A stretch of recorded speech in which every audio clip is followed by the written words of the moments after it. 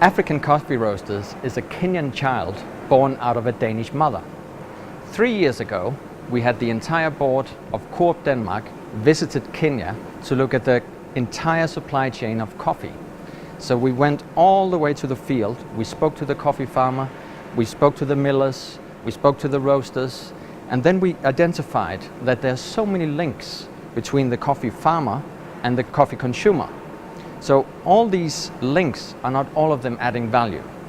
We want to make sure that the coffee producers benefit. So we sat down and we decided, let's see if we can make this better. Let's see if we can bring the coffee producer and the coffee consumer closer to each other. So basically we decided, let's try as a consumer cooperative to go together with producer cooperatives and create this child, this roasting facility in Kenya where we do the entire value addition locally and then ship it directly to our shelves. That means that from the coffee producer to the coffee consumer, there's only one step. So by making the chain so short, we can guarantee that a higher percentage of the final sales price ends up in the pockets of the coffee producers. And the quality here from Kenya, it's some of the best coffees in the world, specifically here from the Nyeri region. It's fantastic. African Coffee Roasters is different in many ways. Our values as a company is based on transparency, it's based on doing things right. Now the Danish mother has existed for 150 years, and throughout all those years it's been core to our values and core to the way that we do business, that we do it the right way. So we have inherited the same set of values into African Coffee Roasters. So we want to make sure that the coffee producers are benefiting. We want to make sure that things are done in the right way. We want to make sure that the workers at our facilities are treated right. This is the first roaster to deal with the coffee farmers directly. Others will be going through middlemen. You do buyers come, marketers come, they take your coffee to dealers, they take it to the auction. So at the end of the day, you don't even know who roasted your coffee or who took your coffee to the end user. Initially, we'll sell to the European market because that is the market we understand best. But we will be expanding our footprint to be into the global market. African Coffee Roasters are currently capable of producing 2,000 tons. Now 2,000 tons doesn't sound like much, but it's 4% of the entire Kenyan production. That's where we start out, 2,000 tons. We'll be able to expand that to 6, 8, even 10,000 tons as we grow.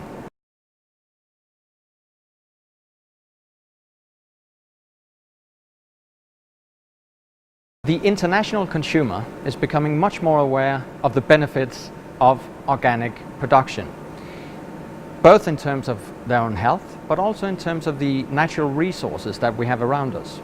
So African Coffee Roasters is organically certified, and we produce 65% of our production is organic products.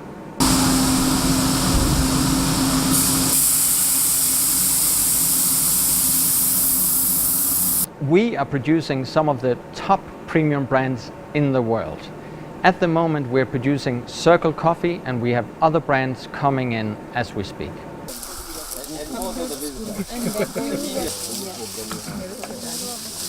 We believe in working closely with the producer organizations in order to ensure that the coffee farmers are actually paid. We work closely with them in order to ensure that they're also trained to get a higher output per tree and to maintain the quality. Thirdly, we believe in training the next generation of coffee farmers to ensure that Kenya stays as #1 in the world when it comes to coffee quality. And lastly, we believe in producing the highest possible quality to the highest international standards. We started working with Othaya Farmers Cooperative back in 2011, so that's 5 years ago today. And we started by visiting a few different cooperatives, identifying which cooperative could be the most interesting cooperative to work with. We found that Othaya Farmers Cooperative had a very strong management, a very forward-looking chairman, and we decided to start working slowly together in 2011. When we look at the products we get on the shelves in Europe, because of the high standards, we basically have to make sure that all the knowledge from the market is back here in the country of origin. And in order to do that, we've had to bring some experts from Europe to come here and train in what does our standard look like, what is it we need to be very careful of, and how do we produce a product that we can put directly on the shelf. So there has been a lot of capacity building, a lot of technology transfer, a lot of people from Denmark coming down, training and making sure that the product meets our standards in Europe. Together with Othaya, we embarked on the Farmers Field School, Othaya Farmers Cooperative Society. And the Farmers Field School is an old concept. It's not, we didn't invent anything new. We just improved on what had already been going on. In every region, the farmers elect someone who they respect, someone they can listen to, someone who has good quality coffee, and this is the farmer trainer for that region. Now, these farmer trainers are put together, and then we take them on a training of trainers course. And the first year when we began, we did training of trainers of how to educate adults, because you realize the age of the farmer, the coffee farmer, is 65 and above. So when you're talking to a 65-year-old, they have so many things on their mind. You need to be able to know how to deliver the content within the shortest time possible. We have the farmer trainer and the promoter farmer who work together as a team, and then we have the promoter farmer. Now, the promoter farmer is someone who's charged with the responsibility of monitoring a region, giving reminders to the farmers in that region as to what topic we learned that month, if you're supposed to apply your fertilizer, if you're supposed to prune, if you're supposed to keep records, if you're supposed to do, it could be about fair trade. So these trainings take into consideration all the activities which the society is doing. We have been able to train 50 trainers. We started 150 farmers focus schools, field schools, 150. And we have also trained coffee pruners and sprayers, 190. Kwanza hiyo masomo ndio natufaidisha sana. Wanatuambia sasa ni kuprune, sasa hii dawa ndio tutatumia, tutaweka hii fertilizer. In fact wanatusaidia kabisa. We're very happy with the results because one, we can visibly see an increase in yields in the society. We were from about 1 million cherries. We are now doing 4 million kilos of cherries in the society. And a lot of that can be attributed to the attention the farmers have drawn back into their farms. I started coffee growing in the year 1977, but the coffee industry deteriorated or did not do good. I uprooted the old type of coffee which we called SL28, and then I planted the Royal 11, about 750 plants. The attitude of the farmer, of course, has changed dramatically. I mean, today when we come here, we're so happy because people are very, very excited about the progress that has been made, not just in terms of how short the supply chain is, but also in terms of how much is done here. Because right now you have the whole process here, the wet mill, the dry mill and the roasting actually done here in the country of origin. And they also get a much higher price per kilo of coffee. There have been some increase in the coffee production. And with the increase of coffee production, then there is increase of quality, and also the grades, you have seen the grades improving, and also payment to the farmers. Mimi niko na watoto watatu na wote nimewasomesha secondary, mwingine yako college. Inanisaidia tu jurasia, nilikuwa nimepewa 77. Sasa hii nilikuwa nimeenda, hata sikuamini ni pesa zangu, nikakuta 80. Juu sina miti mingi, niko tu na 150. Sasa naona nikienda miaka ikikuja ile miaka mingine 2 kama 3, nitakuwa navuna kama 2,000 ama 3,000. We compare our prices, the price we pay, to the Nairobi Coffee Exchange. And we can see in May this year, where we bought most of the coffee for this year, the Nairobi Coffee Exchange was averaging at $282 per bag. We were buying at $380 per bag, so it's $100 more. It's almost a 30% increase in price. So that's how we want to benchmark ourselves. We want to be paying the highest price in the market, but we also want to be paying fastest, because it's important for us that the farmer actually gets paid. We've seen so many farmers be disillusioned because it takes 6 to 9 months from they actually deliver the product till they get paid. We want to change that. We want to make sure that the farmers are paid, they're being paid a high price, and they're being paid fast. We pay on delivery because we're basically bringing the market here. So when we receive the coffee, that is when we pay. Like this year, although I won't tell you the amount which I got, I really left it to the bank together with my family. From Coop Denmark.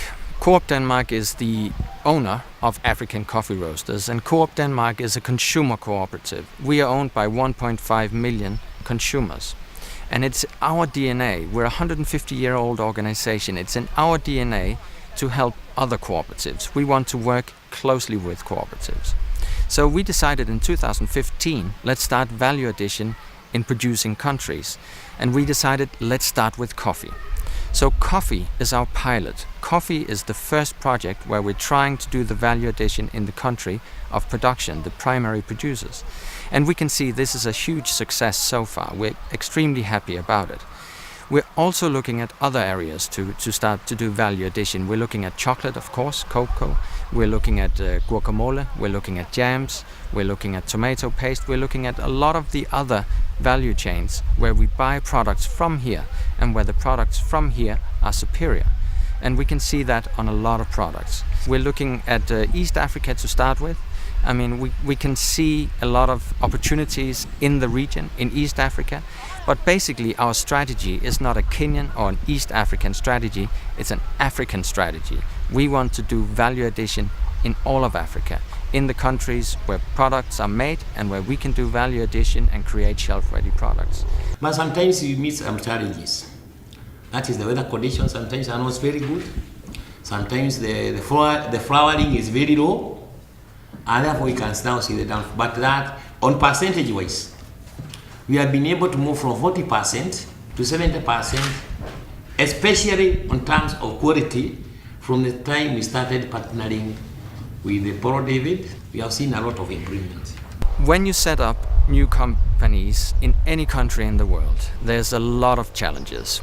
When you come with a mindset and a consumer set of how you want a product, it of course takes time to make people understand exactly what it is we want. We have seen a super qualified workforce here, a very well working infrastructure, both in terms of finance and logistics. So I would say when we looked at the risk before we started, we had very high expectations of what could go wrong. What we've seen now is that we've had a very smooth sailing all along the process so far, because things really work here.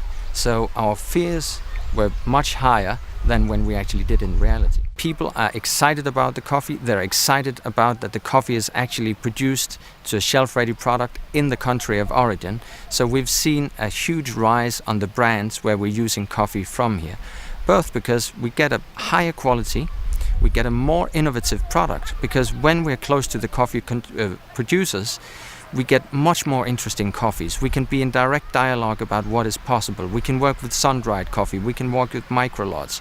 We can be much more innovative. And the consumers like that. And the quality here from Kenya, it's some of the best coffees in the world, specifically here from the Nyeri region. It's fantastic. Like this year, although I won't tell you the amount which I got, I really left it to the bank together with my family.